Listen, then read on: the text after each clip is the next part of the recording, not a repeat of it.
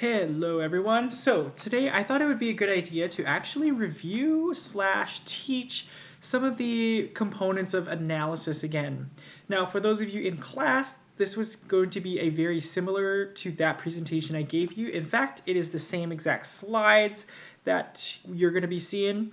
And for those of you who maybe missed class that day or just need a quick refresher, this is going to be a really good video for you. So please stay tuned. All right, so avoiding banalysis. Now, we have to break down what analysis means again. So what is analysis? Well, analysis can be broken down into three parts.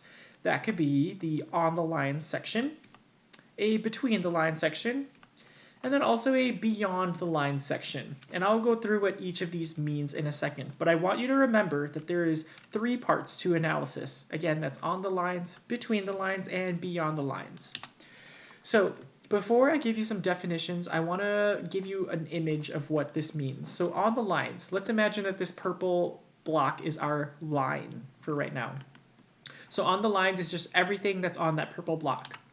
Between the lines, that's kind of between the white and the purple.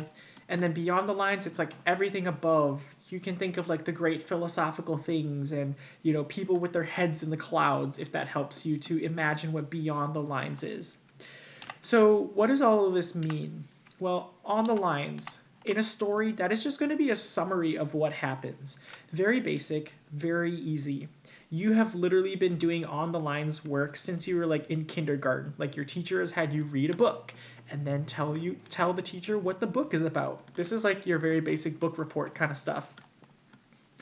Now, between the lines, that's when things get a little more complicated. That is, what does this story mean? So things that you want to think about in between the lines is you want to think about why do characters do the things that they do? Or why are there certain events that happen in the story versus other events? I'm going to use the example of Finding Nemo. So let's actually go back a little bit. So on the lines, Finding Nemo. What happens in Finding Nemo? Well, Nemo runs away from home, gets captured by some divers. Marlin has to go save Nemo. Marlin meets Dory. They go on a crazy adventure. They find Nemo. They save Nemo. Everyone lives happily ever after. Boom. On the line. Summary. What happens? Boom.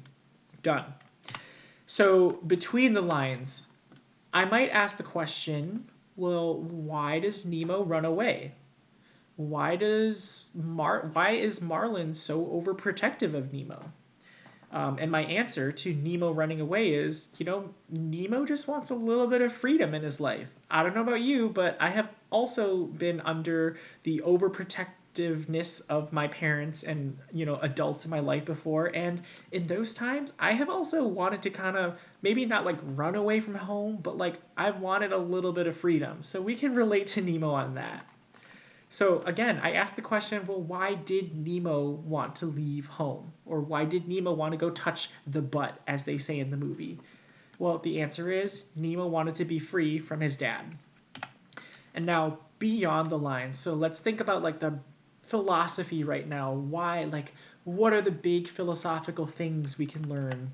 And that is always going to be the theme or what you can learn about life from the story.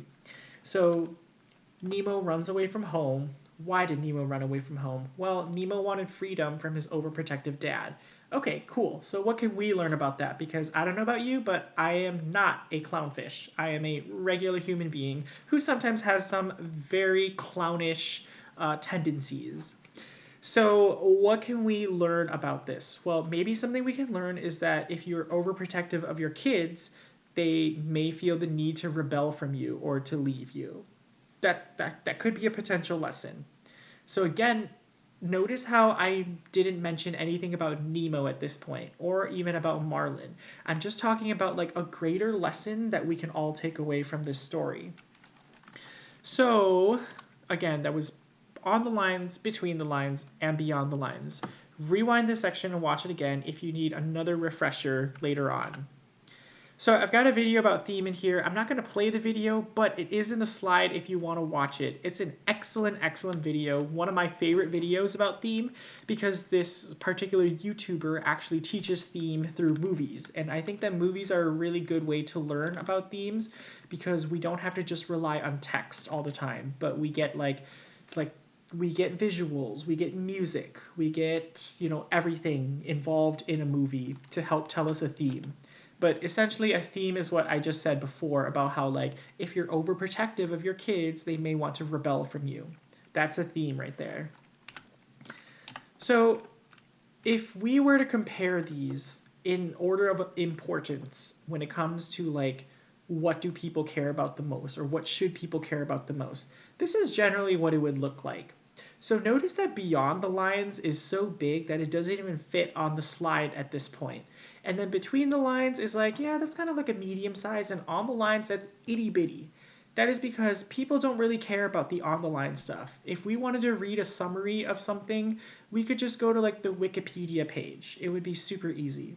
What we want to know though is we want to know what your unique perspective about the story is. So that's why Beyond the Lines is so important. Okay, so we're tying back to the banana now. What is the Banalysis analysis banana? Well, you're going to see this banana show up on your work for several reasons, and I will go through those reasons right now. Is it analysis, though? That is always the big question. And you know what else I see all the time? English student, basic summary of the story. Is this analysis? No, the answer is no, that is not analysis. If you give me a basic summary of the story, that is not analysis. And honestly, like, no offense to you, you can be the best writer in the world, but if I wanted a summary of the story, I'm sure somebody else has already written a really good summary of the story. I mean, we literally have like websites for that, like IMDb or I don't know, goodreads.com, or like even the Amazon summary of a book, or like the back cover of a book. Like those are pretty darn good summaries of stories. So I don't really need you to write me another summary of the story. So when are you going to see the Banalysis banana?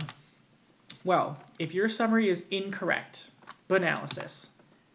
If your summary is too long, like if all you give me is summary, that's Banalysis.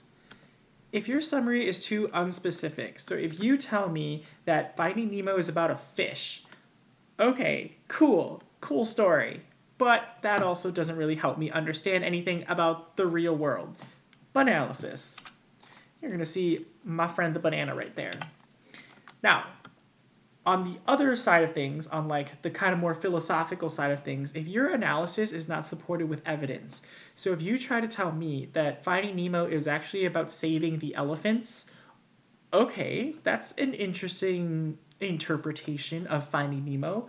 I don't exactly remember when they talk about the elephants, but maybe you do. That would be false. They never talk about elephants in that movie. So don't try to convince me that that movie is about saving the elephants. It is not about saving the elephants. There is zero evidence saying that we need to save the elephants in that movie. Maybe there's evidence saying we need to save the ocean because that is also dying at a rapid rate, but not the elephants. Sorry, elephants. No offense, elephants. I actually love elephants.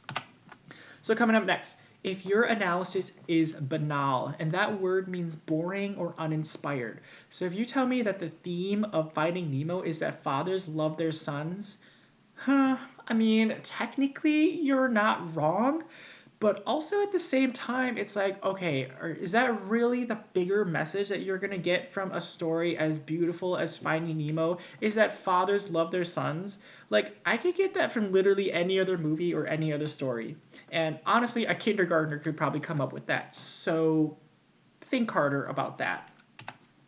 And lastly, if your analysis is just freaking bananas, if you tell me that Finding Nemo is predicting the end of the world, whoa, okay, that's a little bit like bonkers right there. I don't really remember the part where they're talking about like the apocalypse, but okay, yeah, let's take a step back. And you're going to see my friend the banana on that one as well.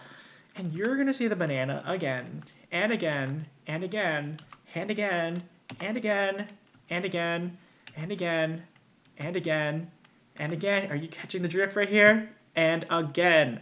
You will see the banana over and over again until you finally get that analysis right. So remember, just to review, analysis has three parts. It's going to be the on the lines, between the lines, and beyond the lines.